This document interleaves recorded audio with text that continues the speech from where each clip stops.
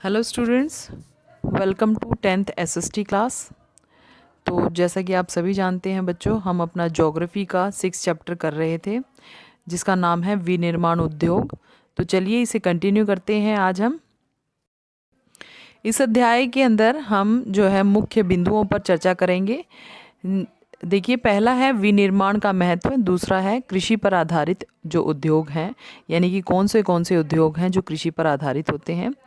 तीसरा है खनिज आधारित उद्योग, यानी कि खनिज जो प्राकृतिक संसाधन है एक, इसके ये मतलब इन पर आधारित उद्योग कौन कौन से हैं। और इसके बाद अंत में हम डिस्कस करेंगे औद्योगिक प्रदूषण तथा पर्यावरण निम्नीकरण, कि किस प्रकार से इन उद्योगों की वजह से किस प्रकार का प्रदूषण जो हमारे पर्यावरण में जो फैल रहा है, और साथ के साथ जो है इस वजह से किस किस प्रकार जो है पर्यावरण का निम्नीकरण हो रहा है, यानी कि कौन कौन सी समस्याएं हमारे सामने आ रही हैं।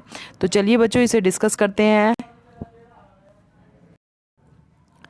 तो देखिए, सबसे पहला हमारा जो टॉपिक है वो विनिर्माण का उद्योग, विनिर्माण का महत्व, यानी कि जो वस्तुओं का निर्माण है, जो उद्योग धंधों के माध्यम से, उद्योगों के माध्यम से हम जिन वस्तुओं का निर्माण करते हैं उनका महत्व क्या है हमारे जीवन में। तो सबसे पहले देखिए कि ये जो विनिर्माण उद्योग हैं ये आर्थिक विकास की रीढ़ की हड्डी हैं। यानी कि किसी भी देश का आर्थिक विकास तभी संभव है जब उस देश के उद्योग धंधे अधिक विकसित हैं। तो इसके पीछे 4 कारण हैं। सबसे पहला कारण क्या है? निर्भरता कम करना।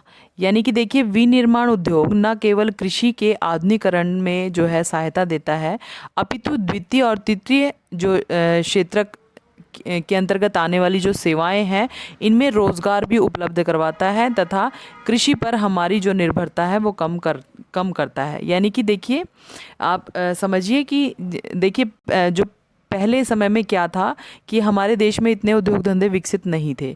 तो उस समय जो लोग हैं वो क्या करते थे, वो खेती बाड़ी पर, मतलब आज भी जो है हमारा 60% ऐसी जनसंख्या है हमारे देश की जो कृषि कार्यों में संलग्न है। लेकिन अब जो परिवर्तन इस वजह से माना जाता है क्योंकि इस समय क्या है, हमारे देश में बहुत सारे उद्योग धंधे विकसित हो चुके हैं जिसकी वजह से जो लोगों को रोज़गार मिला है, साथ में इनकी जो आर्थिक स्थिति है वो भी सुधरी है। लेकिन प्राचीन समय में ऐसा नहीं होता था। प्राचीन समय में जो लोग हैं वो ज़्यादातर कृषि पर ही निर्भर करते थे, यानी कृषि कार्यों में सारा परिवार जो है लगा रहता था। तो उद्योग धंधों के कारण और विनिर्माण उद्योग के कारण क्या हुआ है कि जो कृषि पर लोगों की निर्भरता है वो कम हुई है और इससे जो है लोगों को रोजगार के साधन उपलब्ध हुए हैं। तो देखिए, दूसरा कारण क्या हुआ, विनिर्माण उद्योगों के कारण दूसरा फायदा क्या हुआ है कि गरीबी में कमी आई है। देखिए, देश के अंदर उद्योग धंधे विकसित होंगे, इससे रोजगार के अवसर बढ़ेंगे और जिससे देश में बेरोजगारी और गरीबी दोनों खत्म होंगे। और आज जैसे जैसे ग्रामीण और जो पिछड़े इलाके हैं, पिछड़े क्षेत्र हैं, देश के कई हिस्से ऐसे हैं जहाँ पर जो अभी तक शिक्षा या मतलब जो है आधुनिकीकरण का जो प्रभाव नहीं देखने को मिलता है, तो उन क्षेत्रों में क्या है, उद्योग धंधे स्थापित होने से क्या है, वहाँ के लोगों की जो है गरीबी कम हुई है, वहाँ के लोगों को रोज़गार के अवसर मिले हैं जिनसे उनकी जो है आर्थिक स्थिति वो अच्छी हुई है। तो देखिए, उनके रहन सहन में भी प्रगति हुई है। और इसका जो तीसरा कारण है वो क्या हुआ है, विदेशी व्यापार। ये तीसरा कारण है हमारा। तो देखिए, औद्योगिक जो वस्तुएं हैं उनका विनिर्माण की वजह से क्या हुआ, विदेशी जो वस्तुएं हैं जो विदेशी व्यापार है वो हमारा बढ़ा है। हमारे देश में जो है विनिर्माण उद्योग की प्रगति के कारण क्या है, हमारे देश की जो वस्तुएं हैं, तैयार वस्तुएं हैं, जो उत्पादन बढ़ा है, इनका जो है निर्यात विदेशों में भी होता है जिसके कारण विदेशी मुद्रा हमारे देश में आती है और जिससे जो कि हमारे राष्ट्र की अर्थव्यवस्था में बढ़ोतरी लाती है और हमें मतलब फ़ायदा पहुंचाती है। और देखिए, इसका चौथा कारण क्या है, राष्ट्र समृद्धि। यानी कि विनिर्माण उद्योग के समृद्ध होने से क्या होता है, राष्ट्र में उन्नति आती है, राष्ट्र में समृद्धि आती है। तो देखिए, ये जो बात विशेषकर ध्यान देने योग्य है वो ये है कि जो भी देश इस समय, जो भी देश जिसकी जो अर्थव्यवस्था है काफ़ी मजबूत है, वो क्या कर रहा है कि जो भी कच्चा माल है उसको जो है बहुमूल्य वस्तु में परिवर्तित करके और उसका उत्पादन बढ़ा रहा है, या उसका जैसे निर्यात है या उसकी जो है बिक्री को बढ़ावा दे रहा है। तो इस वजह से क्या है, इससे क्या होता है, देश की प्रगति होती है और इन्हीं में जो है भारत की गणना होती है।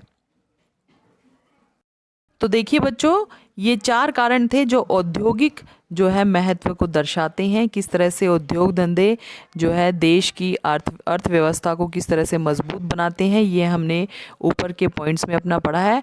और कृषि तथा उद्योग एक दूसरे से अलग नहीं है। ये जो हमने टॉपिक्स पढ़े हैं इसके माध्यम से मूल्यांकन हमें मतलब क्या दर्शाता है ये अध्याय, कि जो कृषि है और जो उद्योग है वो एक दूसरे के पूरक हैं, यानी एक दूसरे के बिना जो है दोनों का अस्तित्व संभव नहीं है, वो एक दूसरे से अलग नहीं है बल्कि एक दूसरे के पूरक हैं। देखिए इसका जो है यह अर्थ निकलता है कि आज भी जो है कृषि में जो आज के समय में जो कृषि के लिए जो हम उपकरण यूज़ करते हैं, जैसे या कृषि के लिए है जो हम उर्वरक इस्तेमाल करते हैं, पंप, पीवीसी पाइप और जो अलग अलग मशीनें हैं उनका हम प्रयोग करते हैं, ये सब हमें उद्योगों के माध्यम से मिलती है। अतः हम कह सकते हैं कि कृषि और जो उद्योग है वो एक दूसरे के जो है पूरक हैं, या एक दूसरे के साथ साथ चलने वाले हैं। तो इस तरह से हम कह सकते हैं कि जो राष्ट्रीय अर्थव्यवस्था के विकास में जो है उद्योगों का बहुत अधिक जो है योगदान है। विनिर्माण उद्योग जो है भारत की कुल जो जीडीपी है उसका 17% जो है योगदान दे रहा है। भारत की कुल जीडीपी बढ़ाने में जो है उद्योग, जो ये विनिर्माण उद्योग है, ये 17% योगदान दे रहा है। तो इसके बाद देखिए हम अपना नेक्स्ट टॉपिक करेंगे औद्योगिक अवस्थिति। तो देखिए बहुत सारे कारक हैं जो औद्योगिक अवस्थिति को भी जो है प्रभावित करते हैं, यानी उद्योग धंधों को विकसित करने के लिए बहुत सारे ऐसे जो है महत्वपूर्ण कारक हैं जिनके कारण उद्योगों का विकास हो सकता है। सबसे पहला है कच्चे माल की उपलब्धता। देखिए अगर आप किसी भी स्थान पर कोई भी जो है आप उद्योग धंधा विकसित करना चाहते हैं तो हम सबसे पहले हम जो है ऐसी परिस्थितियां देखते हैं कि जो उद्योगों को विकास करने में सबसे ज़्यादा सहायक है, ये परिस्थितियां यदि हमें सही समय पर और सही जो है सही प्रकार से जो उपलब्ध हो जाती हैं तो तभी जो है उद्योगों का विकास हो सकता है। तो इसमें जो है महत्वपूर्ण कारक कौन कौन से हैं? एक तो है सबसे पहला है कच्चे माल की उपलब्धता, दूसरा है श्रमिक, तीसरा है पूंजी और चौथा है शक्ति के साधन तथा बाजार इत्यादि।